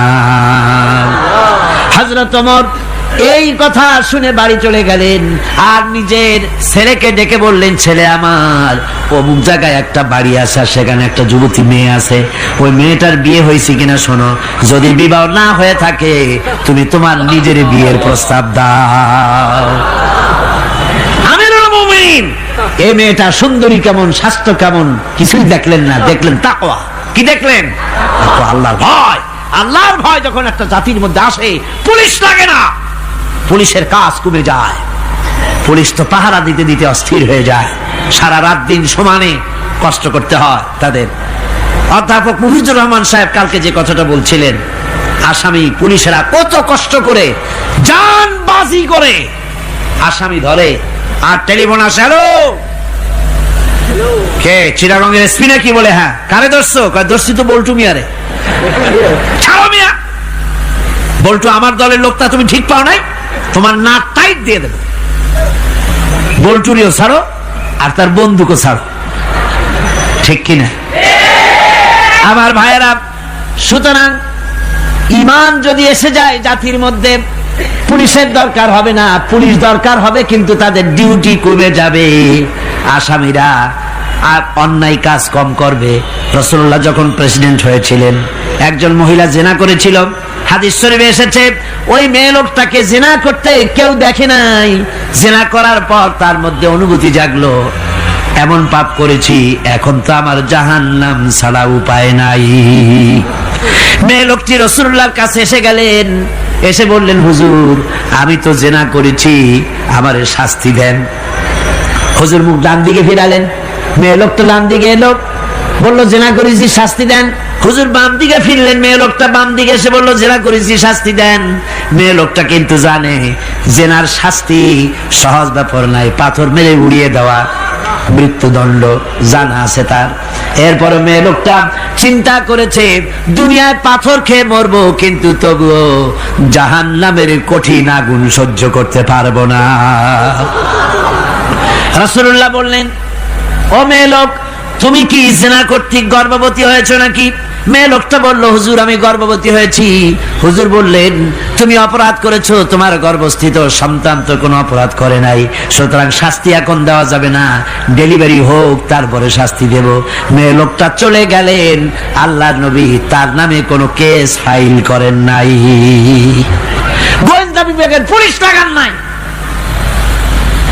ডেলিভারির পর এই মেয়ে লোক আবার এসে হাজির, পুলিশ দিয়ে আনা লাগে নাই, আবার এসে হাজির, হুজুর আমি সেই হতভাগিনী, বলছিলেন ডেলিভারির পর বিচার করবেন, এই যে বাচ্চা হয়েছে, এ বাচ্চার দায়িত্ব কাউকে দেন, আর আমারে তাড়াতাড়ি শাস্তি দেন, আমি যদি মরে যাই আমি জাহান্নামে চলতে পারবো না। হুজুর বললেন, অপরাধ তুমি করেছো, এই বাচ্চার অধিকার আছে তোমার বুকের দুধ খাবে, আমি সেই অধিকার বাচ্চাকে নষ্ট করতে পারি না, বাচ্চা দুধ ছাড়ুক তারপরে এসো। 2 বছর যেতে না যেতে ওই মেয়ে লোকটি বাচ্চারে করে করে নিয়ে এসেছে, পুলিশ লাগে নাই, গোয়েন্দা বিভাগের কাউকে পাঠানো লাগে নাই, মেয়ে লোকটি বাচ্চা কোলে করে নিয়ে এসে হাজির, হুজুর আমারে চিনছেন নাকি?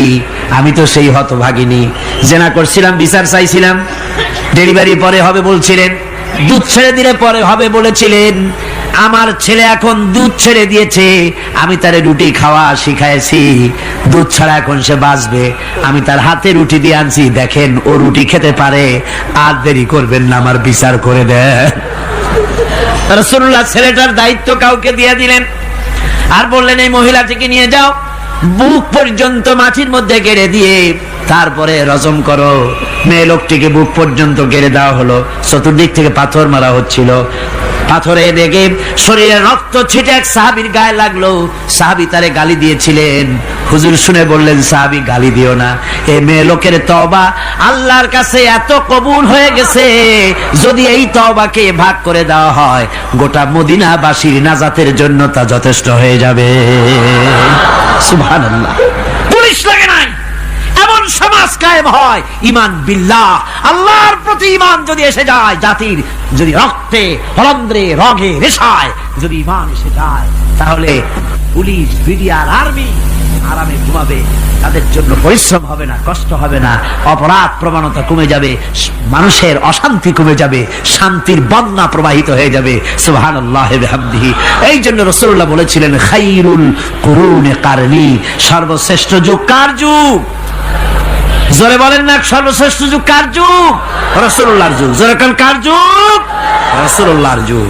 এই জন্য আমি আপনাদের খেদমত আরজ করতে চাই, ইসলাম এ ধরনের সীমারেখা ঠিক করে দিয়েছে। তিলকা হুদুদুল্লাহ ফালা তাতাদুহা, এ হলো আল্লাহর সীমারেখা, এই সীমারেখাকে ভঙ্গ করো না, লঙ্ঘন করো না, আল্লাহর উপরে ঈমান পরিপূর্ণরূপে আনো এবং এই ঈমানের উপরে ভিত্তি করে নিজেদের জীবনকে পরিচালিত করো। এই ঈমান যদি জাতির ভিতরে এসে যায়, তাহলে বৈষয়িক জীবনে, দুনিয়ার জীবনে সত্যিকারের যদি শান্তি পেতে চাই, আল্লাহর উপরে ঈমান আনতে হবে। ইহকাল পরকালে যদি নাজাত পেতে চাই, আল্লাহর উপরে ঈমান আনতে হবে। আর আমরা আমাদের চিন্তা ভাবনায়, ওঠায় বসায়, চলায় ফেরায়, সর্বত্র আল্লাহর উপরে পরিপূর্ণ মাত্রায় ঈমানটা যদি এসে যায়, তাহলেই শান্তি, তাহলেই মুক্তি, গোটা সমাজ শান্তি পাবে, আমরা দুনিয়ায় আরাম পাবো, কিয়ামতে জাহান্নাম থেকে মুক্তি পাবো। জোরে কোন আমিন। প্রিয় ভাই সব, হেদায়েত একটা ভিন্ন জিনিস। মুসলমানের ঘরে জন্মগ্রহণ করলেই মুসলমান হয় না, আবার কাফেরের ঘরে জন্মগ্রহণ করলেই কাফেরই থাকবে, তাও হয় না। দেখেন না, হযরতে ইব্রাহিম আলাইহিস সালামের পিতা ছিল মুশরিক, কাফের। কাফের মুশরিকের ঘরে, মূর্তি পূজারীর ঘরে আল্লাহ পাঠালেন ইব্রাহিম খলিলুল্লাহ আলাইহিস সালাতু ওয়াস সালামকে। সুবহানাল্লাহ। আবার নূহ আলাইহিস সালাম আল্লাহর পয়গম্বর, তার ছেলে হয়ে গেল কাফের, ঠিক না?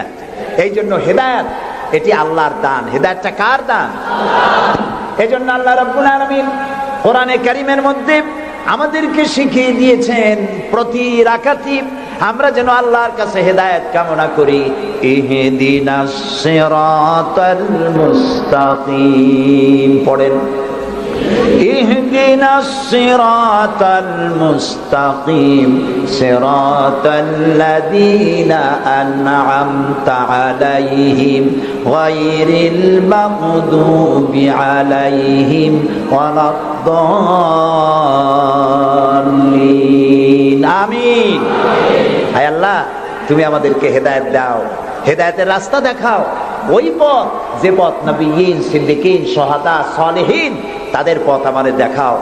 আর যারা অভিশপ্ত, যারা বিপদগ্রস্ত, পথভ্রষ্ট, সে পথে আমি চলতে চাই না, নবীদের পথ আমাদেরকে দেখাও। হেদায়েত পাওয়া যত কঠিন, হেদায়েতের উপরে টিকে থাকা ততোধিক কঠিন। সেই জন্য আল্লাহ তাআলা হেদায়েত প্রাপ্তদের জন্য একটা দোয়া শিখিয়ে দিয়েছেন, এই দোয়াটা করো যাতে তোমরা হেদায়েতের উপরে টিকে থাকতে পারো। দোয়াটা কি? রব্বানা লা তুযিগ কুলুবানা বা'দা ইয হাদাইতানা ওয়া হাব লানা মিন লাদুনকা রাহমাতান ইন্নাকা আনতাল ওয়াহ্হাব। আয় আমার রব, তুমি আমাকে যখন দয়া করে হেদায়েতের রাস্তা দিয়েছো, আল্লাহ তুমি আমাকে হেদায়েত থেকে বিগড়ে দিও না। বলেন আমিন। নবী করিম সাল্লাল্লাহু আলাইহি সাল্লামের কাছে কোরআন নাজিল হচ্ছে, কে এনে দিচ্ছে? আল্লাহ তাআলা দুনিয়ার মানুষকে হেদায়েত দিবেন, সেজন্য নবী দরকার, আর হেদায়েত পাঠানো দরকার। আল্লাহ তাআলা কোনো মানুষের সাথে সরাসরি কথা বলেন না, সরাসরি কথা বলেন না, সামনে এসে কথা বলেন না। যদি কারোর সঙ্গে কথা বলতে চান মিন ওয়ারাই হিজাব, পর্দার আড়াল থেকে কথা বলেন, অথবা তার মনের মধ্যে আল্লাহ তাআলা ইলকা করে দেন। আমি গত 2 সপ্তাহ আগে কায়রো সফর করে এসেছি, মিশর। আল্লাহ তাআলার কাছে আমার খুব আশা ছিল, দুনিয়ার 4টি মহাদেশের প্রায় অর্ধশত দেশ ভ্রমণ করেছি, কিন্তু মিশর আমার দেখা হয়নি। মুসা আলাইহিস সালামের দেশ, ফেরাউনের দেশ, ইউসুফ আলাইহিস সালামের দেশ, সালেহ আলাইহিস সালামের দেশ, ইব্রাহিম আলাইহিস সালামের শ্বশুর বাড়ি। তো আল্লাহ তাআলা সেই জায়গা দেখার তৌফিক দিলেন। গেলাম সেই জায়গায়, কায়রো থেকে প্রায় 600 কিলোমিটার দূরে তুরে সায়না, যেখানে আল্লাহ মুসা আলাইহিস সালামের সাথে কথা বলেছিলেন। আমার জীবন ধন্য।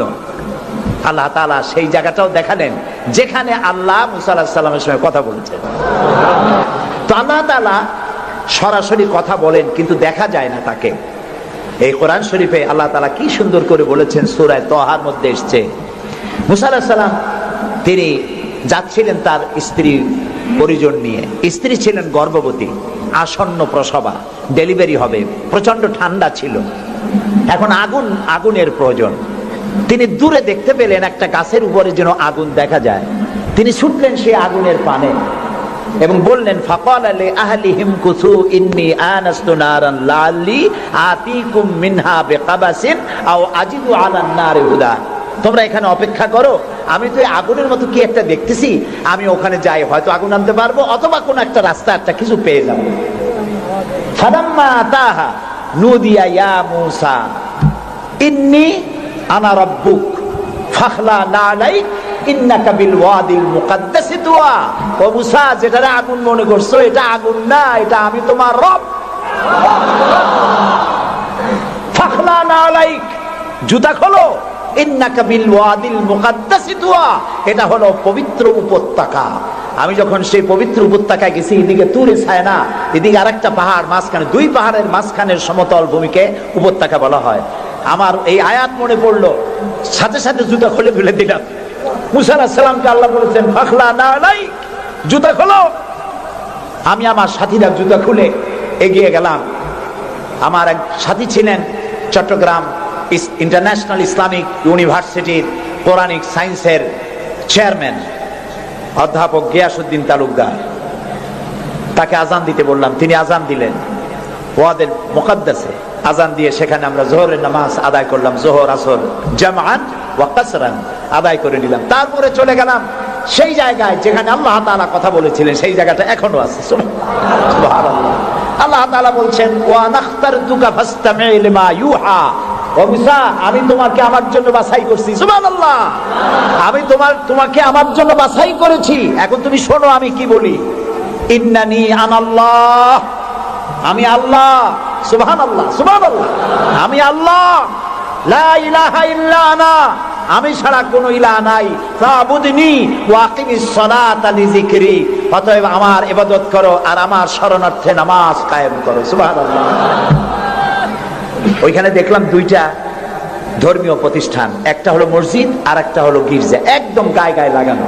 দুনিয়ার ইহুদি, খ্রিস্টান আর মুসলমানেরা এক জায়গায় নামাজ পড়তেছে আর যার যার মতো ইবাদত করতেছে, কোনো ঝগড়া নাই। ইহুদিরাও যাচ্ছে আর খ্রিস্টানেরাও যাচ্ছে, মুসলমানেরাও যাচ্ছে। আমি সেখানে একটা বক্তব্য রাখলাম, বললাম দুনিয়ার ঐক্য, কোন রাজনৈতিক ঐক্যে পৃথিবীর মানুষকে ঐক্য বানাতে পারবে না, ইসলাম দিয়েই ঐক্য করা যাবে, এটাই হলো তার প্রমাণ। পৃথিবীর শ্রেষ্ঠ জাতি এই 3টি, মুসলমান, খ্রিস্টান, ইহুদি। এই সেরা পৃথিবীতে রাজত্বকারী, ক্ষমতা বিস্তারকারী শক্তি মিলিত হয়েছে ওয়াদে মুকাদ্দাসে। এই 3 শক্তি একত্রে হয়ে আল্লাহর ইবাদত করতেছে, মারামারি নাই, কাটাকাটি নাই। সুতরাং ধর্মভিত্তিক ঐক্যই পৃথিবীকে শান্তির নিবাস বানাতে পারে। সেখান থেকে সে সফর কাহিনী অনেক লম্বা, আমি বই একটা লিখতেছি, আপনারা দোয়া করেন যেন সেটা বের করতে পারি। তারপরে চলে গেলাম মিউজিয়ামে, পিরামিড দেখলাম, নীল নদ দেখলাম, আল্লাহ দেখাইলেন। আমি যখন মিউজিয়ামে ঢুকেছি তখন আমাদের 70 পাউন্ড, মিশরীয় pound, 70 pound, 40 pound ticket per each. যখন ভিতরে ঢুকলাম তখন শয়তানকে দেখার জন্য আরো অতিরিক্ত 80 পাউন্ড দেওয়া লাগবে। তা আমি চিন্তা করলাম যে পয়সা খরচ করা অপচয় হবে না, কারণ আল্লাহ তাআলা বলেছেন কুল সিরু ফিল আরদ ফানজুরু কাইফা কানা আকিবাতুল মুকাজ্জিবিন। আল্লাহ তাআলা বলেছেন আমার জমিন ভ্রমণ করো আর মহাসত্যের অস্বীকারীদের কি পরিণতি করেছি তা দেখো আর তার দ্বারা শিক্ষা গ্রহণ করো। কাজে আল্লাহ দেখতে কইছে, শয়তান দেখা দরকার। ভিতরে ঢুকে দেখলাম গ্লাসের বক্স, সেখানে মিস্টার ফিরাউন চিতই শুয়ে আছে। হায় আল্লাহ, আল্লাহ শুটকি বানাই থুইছে, কাপড় দিয়ে জড়ানো, পাও দুটো বাইর করা, হাত দুটো বাইর করা, ঘাটটা এত বড় লম্বা, এরকম চিকুন, কল্লাটা আছে, একটা দাঁত আছে মুখে, হাতে পায়ে কিছু নখও আছে, মাথায় কিছু চুলও আছে। হাজার হাজার বছর আগের লাশ।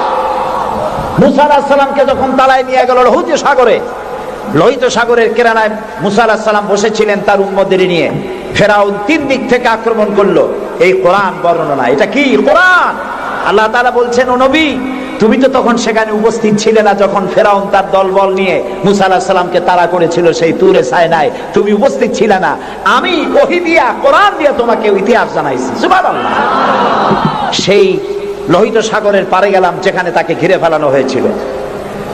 মুসা আলাইহিস সালাম এবং তার সাথীরা বললেন, ইয়া মুসা ইন্না লামুদরাকুন, হে মুসা আমরা তো পাকড়াও হয়ে গেলাম, সারাশি আক্রমণ করা হয়েছে, আমাদেরকে পালাবার কোনো জায়গা নাই। মুসা আলাইহিস সালাম আল্লাহর পয়গম্বর। কার নবী? আল্লাহর পয়গম্বর। মুসা আলাইহিস সালাম বললেন, কাল্লা রব্বি সায়াহদিন, ভয় পাইও না, অবশ্যই আল্লাহ তাআলা আমাদেরকে পথ বের করে দেবেন। 3 দিকে কি শত্রু, 3 দিকে কি, আরেকদিকে কি নদী না সাগর। আপনারা মনে করছেন নীল দরিয়া পার হয়েছে বুঝি মুসার তারা খায়া? সাগর, লোহিত সাগর, রেড সি, 3 দিকে শত্রু, একদিকে সাগর, পালাবার রাস্তা আছে। আল্লাহর পয়গম্বর বলছেন কোনো ভয় নাই, অবশ্যই রব্বি সায়াহদিন, অবশ্যই আল্লাহ আমাদের পথ বের করে দেবেন। আল্লাহ তাআলা খুশি হয়ে গেলেন। সুবহানাল্লাহ। আল্লাহ এটাই চান, আল্লাহ এটাই চান। বাপে করে কি? বাপে মায় ছোট্ট বাচ্চা দাঁড়ায় তো পড়ে যায়, ওঠে তো পড়ে, এই রকমের অবস্থায় টেবিলের পাশে খাড়া করে দেয়, দূরের থেকে হাত পাতে। বাপের ইচ্ছা কি যে লাভ দুকার দাঁত ভাঙুক? না, ওর সাহস দেওয়ার জন্য, ওর সাহস হোক সেই জন্য টেবিলের কোণায় দাঁড় করে দূরের থেকে হাত পাতে। যেটা সাহসী সে জাম্প করে পড়ে বাপের কোলে। আল্লাহ তাআলা বিপদের প্রান্তে দাঁড় করিয়েছেন, বিপদের বর্ডারে দাঁড় করাইয়া সাহস পরীক্ষা করছেন। সুবহানাল্লাহ। মুসা আলাইহিস সালাম সাহসের পরীক্ষায় পাশ করেছেন। আল্লাহ তাআলা হুকুম করলেন, তোমার আশা দিয়ে বাড়ি মারো, আঘাত দাও। আল্লাহ তাআলা সমুদ্রকে ভাগ করে দিলেন। সুবহানাল্লাহ। সমুদ্র ভাগ হয়ে গেল। এগুলি গল্প কি? কোরআন। কোরআন। সাগর ফেটে গেল। মুসা আলাইহিস সালাম আর তার দলবল নিয়ে সাগরের মাঝখানে চলে গেছেন। ফেরাউন তার দলবল নিয়ে এসে দেখে, বাহ, এ তো ভালোই, রয়্যাল রোড। ও মনে করছে ওর বাজানের তৈরি করা রাস্তা। ওর সমস্ত সেনাবাহিনী নিয়ে নেমে পড়েছে। যেই না সাগরের মাঝখানে আসছে, মুসা আলাইহিস সালাম তার দলবল নিয়ে উপার চলে গেছেন। আল্লাহ হুকুম করলেন, যিনি হুকুম করেছিলেন সাগর ফেটে যা, মুসার জন্য রাস্তা বানায় দে, সেই আল্লাহ বললেন সাগর রাস্তা বন্ধ করে দে। রাস্তা বন্ধ হয়ে গেল। এখন ফেরাউন আর তার দলবল পানিতে চুবনি খাইতে খাইতে সাথের লোকেরা সব শেষ। এখন ফেরাউন একা সমুদ্রের ঢেউতে ডুবে আর ওঠে, পানি খেতে খেতে পেটটা পুটকা মাছের মতো মোটা হয়ে গেছে। দেখে যে জান আর টেকে না, নাক দিয়েও পানি পড়ে, কান দিয়েও পানি পড়ে। এখন বলছে আমান্তু, না না না, হাফেজ নাই? হ্যাঁ, আমানাত বিহি বানু ইসরাইল, ঈমান আনলাম সেই আল্লাহর উপরে যে আল্লাহর উপর ঈমান আনছে বনি ইসরাইলেরা, তার উপর ঈমান আনলাম। আল্লাহ তাআলা বললেন আল আন, এখন ওয়াকাদ আসাইতা ক্বাবলু ওয়া কুনতা মিনাল মুফসিদিন। ও বলল আনা মিনাল মুসলিমিন। আল্লাহ আমি তো কলেমা পড়লাম আর তো মুসলমান হইলাম, এখনো সুবাও কেন? আল্লাহ কয় এখন ওয়াকাদ আসাইতা ক্বাবলু, এর আগে তুমি আমার সাথে বিরোধিতা করেছো, বিদ্রোহ করেছো, আমার মানুষের উপর অত্যাচার করেছো। ওয়া কুনতা মিনাল মুফসিদিন, আর তুমি হচ্ছ সন্ত্রাসীর একজন বড় সন্ত্রাসী। বিপর্যয় সৃষ্টিকারী। শোনো ফেরাউন, আজকে আমি তোমারে শুধু মারবই না, আমি তোমাকে মৃত্যু দেব। আর তোমার আলিয়াউমা নুনাজ্জিকা বিবাদানিক, আমি তোমার শরীরকে হেফাজত করব। তোমার শরীর পানিতে পচবে না, পোকা মাকড়ে, জলচর প্রাণী, স্থলচর প্রাণী কেউ খাবে না, মাটিতেও তুই পচবি না, তোরে শুটকি বানায় রাখবো কিয়ামত পর্যন্ত। সেই আল্লাহ আছে না নাই? আছে না নাই? ওই আল্লাহ তাআলা বুশেরে শুটকি বানাইতে পারবে না? সুবহানাল্লাহ বলো। আল্লাহর সাথে যারা নাফরমানি করবে, আর এই নাফরমানদেরকে যারা কলম দিয়া লিখে, বক্তৃতা করে, রাজনীতি দিয়া যারা আল্লাহর নাফরমানদেরকে সাহায্য করবে, নমরুদের মতো, ফেরাউনের মতো আল্লাহ চুবাইয়া দুনিয়া থেকে জুতা মেরে বিদায় করে দেবেন। আল্লাহ রাব্বুল আলামিন বলেন, ওয়ালাকাদ ইয়াসসারনাল কুরআনা লিযিকরি ফাহাল মিন মুদ্দাকির। আল্লাহ তাআলা বলেন, কোরআনকে মুখস্থ করার জন্য আমি বান্দার কাছে, মানুষের কাছে বোঝার জন্য আর মুখস্থ করার জন্য আমি আল্লাহ সহজ করে দিয়েছি। আল্লাহ যদি সহজ না করতেন, এই কোরআন আমরা মুখস্থ করতে পারতাম না। নবী করিম সাল্লাল্লাহু আলাইহি ওয়াসাল্লাম এই কোরআন দিয়ে মদিনায় ইসলামী রাষ্ট্র কায়েম করলেন। সুবহানাল্লাহ বলেন। আমি কোরআন শরীফ তাবিজ লেখার জন্য আসে নাই। যারা তাবিজ লেখেন, আমি বিনয়ের সাথে তাদেরকে এই কথাটা বলবো, আপনারা কোরআন দিয়া তাবিজ লিখা ইসলামের কোনো উপকার করেন নাই, ক্ষতি করছেন। আমি একটু ব্যাখ্যা দিয়ে বলি, তাহলে বুঝতে সুবিধা হবে। তাবিজ দিয়া লেখা কি ক্ষতিটা করলেন? ক্ষতি করছেন এই, সাধারণ মুসলমানেরা আপনাদের কাছে, হুজুরদের কাছে মামলা মোকদ্দমার বিষয় জানার জন্য আসে না। সংঘর্ষ বেঁধেছে, মীমাংসা হবে কেমন, এজন্য আসে না। স্কুল, কলেজ, মাদ্রাসা অথবা অন্য কিছু তৈরি করবে ইত্যাদির জন্য আপনার কাছে জানতে আসে না। আপনার কাছে আসে, ছেলে বিয়ে করছে, বহুত দিন হয়েছে, বাচ্চা হয় না, তারপরে পেট্রোল শোক হয়েছে, মাথায় যন্ত্রণা, গরু হারায় গেছে, খুঁজে পাওয়া যায় না, বউরে জেনে ধরছে, মেয়েকে ভূতে ধরছে। এই সব কালো জিরে পড়া, তেল পড়া, পানি পড়া, আর কালো সুতোয় গিরে দেওয়া, এই সব কাজেই আপনার কাছে আসতেছে। কেন? আপনি বুঝাইছেন যে এখানে আসলে তাবিজ দেওয়া যায়, ঝাড়ফুঁক করা যায়, দোয়া দুরূদ করা যায়, সেই জন্য বড় কাজ থইয়া এই কাজে আপনার কাছে আসতেছেন। অথচ বিশ্বাস করুন, রাসূলুল্লাহ কোরআন দিয়া তাবিজ লেখেন নাই, সাহাবায়ে কেরামও করেন নাই। একজন সাহাবীও তাবিজ লিখেছেন এর দলিল যদি কারো জানা থাকে, মেহেরবানি করে আমাকে জানাবেন, আমি আপনার কাছে শিখবো। ঝাড়ফুঁক করেছেন রাসূলুল্লাহ নিজেও, ঝাড়ফুঁক করেছেন সাহাবায়ে কেরাম, কিন্তু তাবিজ লেখেন নাই। তাবিজ লিখে মানুষকে বোঝানো হয়েছে এটা তাবিজের কিতাব, কিন্তু তা নয়, এটা সংবিধান। সুবহানাল্লাহ বলেন। এটা কনস্টিটিউশন, এর মধ্যে অর্থনীতি, সমাজনীতি, রাজনীতি, ইতিহাস, ভূগোল কি নাই, কোরআনের মধ্যে সব আছে। সুবহানাল্লাহ। মুহাম্মদুর রাসূলুল্লাহ, সবাই বলেন সাল্লাল্লাহু আলাইহি ওয়াসাল্লাম, তিনি মক্কি জিন্দেগিতে লোক তৈরি করলেন। আবু বকর, ওমর, ওসমান, আলী রিদওয়ানুল্লাহ তাআলা আলাইহিম আজমাইন, এই জাতীয় লোক তৈরি হয়ে গেল। কেন তৈরি হলো? দেখেন আল্লাহ কি বলেন। আল্লাহ রাব্বুল আলামিন বলেন, হুয়াল্লাযী আরসালা রাসূলাহু বিল হুদা ওয়া দীনিল হক লিইয়ুযহিরাহু আলাদ দীনি কুল্লি ওয়া কাফা বিল্লাহি শাহীদা। আমি আমার রাসূলকে প্রেরণ করেছি পৃথিবীতে, তিনি আল্লাহ যিনি তার রাসূলকে পৃথিবীতে প্রেরণ করেছেন এই জন্য দ্বীন হক আর সত্যের বিধান সহকারে পাঠিয়েছেন, যাতে করে পৃথিবীর মানব গোষ্ঠীর উপরে আল্লাহর আইনকে তিনি বিজয়ী করে দিতে পারেন। পৃথিবীতে কার আইন চালু হবে? বলেন সবে জোরে, আল্লাহর আইন। আল্লাহর আইন যতদিন ছিল, শান্তিও ততদিন ছিল। নবী করিম সাল্লাল্লাহু আলাইহি ওয়াসাল্লাম মদিনায় গেলেন, মদিনায় গিয়ে তিনি কি হয়েছিলেন কন্ত? রাষ্ট্রপ্রধান। বলেন না কি হলেন? রাষ্ট্রপ্রধান, প্রেসিডেন্ট হলেন, রাষ্ট্রপতি হলেন। তার সংবিধান কি ছিল? কোরআন। এটা আইনের কিতাব, আপনি পড়ে দেখেন। আমি অনুরোধ করব, সাংবাদিক হন, সাহিত্যিক হন, কবি হন, আর ঔপন্যাসিক হন, রাজনীতিবিদ হন, আর ব্যবসায়ী হন, যে কোনো ব্যক্তি হন, কোরআনটারে বুঝুন। কোরআন তাবিজের কিতাব নয়, চুরি করলে, ডাকাতি করলে, জেনা করলে, ব্যভিচার করলে কি শাস্তি হবে? জুডিশিয়াল ল, ফৌজদারি দণ্ডবিধি কোরআনে আছে না নাই? এই যে সন্ত্রাস ছড়িয়ে পড়ছে সারা পৃথিবী, এই সন্ত্রাসীদের শাস্তি কি হওয়া উচিত তা কি কোরআনে আছে? আছে। সূরা মায়েদার মধ্যে আল্লাহ পরিষ্কার করে সন্ত্রাসীদের শাস্তি কি হবে তা এর মধ্যে পরিষ্কার করে বলে দিয়েছেন। আপনি আমি মরে গেলে পরে আপনার আমার পরিত্যক্ত সম্পত্তি কে কতটুকুন পাবে তা ভাগ করে কোরআনে বলা আছে? বলা আছে। এমন কোন জিনিস নাই যা কোরআনে কারীমের মধ্যে আল্লাহ তাআলা স্পষ্ট করে ঘোষণা করেন নাই। আল্লাহ বলেছেন তিবিয়ানান লিকুল্লি শাই, সব কিছুকে খুলে খুলে আমি কোরআনের মধ্যে বলে দিয়েছি। বলেন সুবহানাল্লাহ। প্রিয় ভাই সব, কোরআন যেই মানবে, আজকে নিশ্চয়ই হিন্দু ভাইরাও আসছেন, আছে। আমরা মাহফিলে হিন্দু ভাইদেরকেও স্বাগত জানাই। কেন জানাই জানেন? কোরআন শরীফ শুধু মুসলমানদের জন্য নয়। আল্লাহ কি শুধু মুসলমানদের? বলেন আপনারা, আল্লাহ কিন্তু মুসলমানদের। আল্লাহ হচ্ছেন রব্বুল আলামিন, সকলের আল্লাহ। তো যিনি সকলের আল্লাহ, তার কোরআন হবে কি শুধু মুসলমানদের? কোরআন শরীফের শুরুতেই এর মাঝে আল্লাহ বলে দিয়েছেন হুদাল লিন্নাস, হুদাল লিন্নাস, হাদা বায়ানুল লিন্নাস। এটা গোটা বিশ্বের সমগ্র মানব মণ্ডলীর জন্য হেদায়েতের গ্রন্থ কোরআন।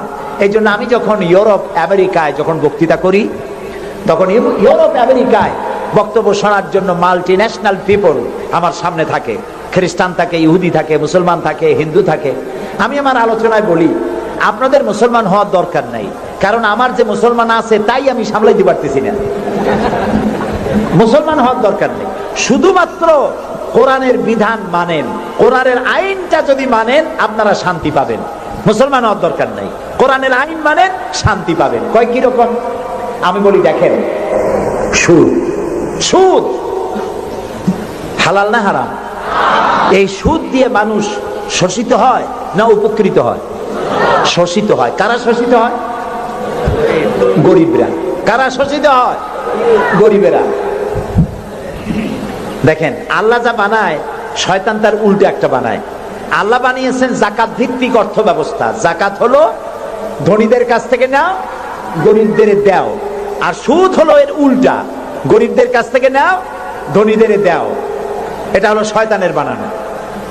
এখন ব্যাংকের থেকে সুদ নেয় গরিবেরা, নিয়ে সার কিনলো, বীজ কিনলো, হালের বলদ কিনলো, জমিন চাষ করলো, ফসল বুনলো, কিন্তু অনাবৃষ্টি অতিবৃষ্টির কারণে ফসল হলো না। ব্যাংকের সুদ মাফ হবে? হবে না। সুদ চাপ সৃষ্টি করা হবে দেওয়ার জন্য। যদি না দেয় তাহলে বাকি হালের বলদ গাছা লাগবে, বইয়ের সোনার শেষ চুরি গাছা, ভিটে বাড়ি বিক্রি করে ব্যাংকের সুদ পরিশোধ করতে হবে। ব্যাংকে টাকা রাখছিল কারা? বুঝেন না কেন? কারা রাখছিল? তাদের টাকা আরো বাড়লো, আর গরিবের টাকা যা ছিল তাও শেষ হয়ে গেল। এখন দেখেন আল্লাহ কি বলেন। আল্লাহ রাব্বুল আলামিন বলেন ওয়াহাল্লাল্লাহুল বাইআ ওয়া হাররামার রিবা। আল্লাহ তাআলা বলেন আমি সুদকে হারাম করেছি আর ব্যবসাকে করেছি হালাল। সুদ হারাম। কত বড় হারাম? রাসূলুল্লাহ বলেছেন সুদের মধ্যে ৭০টি গুনাহ, তার ৭০ গুনাহ হলো নিজের গর্ভধারিণী মাকে বিবাহ করা। নাউযুবিল্লাহ। ঘৃণার সাথে বলেন নাউযুবিল্লাহ। এই মারাত্মক গুনাহ, এই সুদ যদি বাংলাদেশে রাষ্ট্রীয়ভাবে বন্ধ করা হয় তাহলে উপকৃত হবে শুধু মুসলমানেরা। হিন্দুরা হবে না, খ্রিস্টান হবে না, বৌদ্ধরা হবে না। এখন এটারে কেমনে বন্ধ করবেন? কোন সুদ কেমনে বন্ধ করবেন? সুদের বিরুদ্ধে আমাদের দেশের পীর সাহেবরা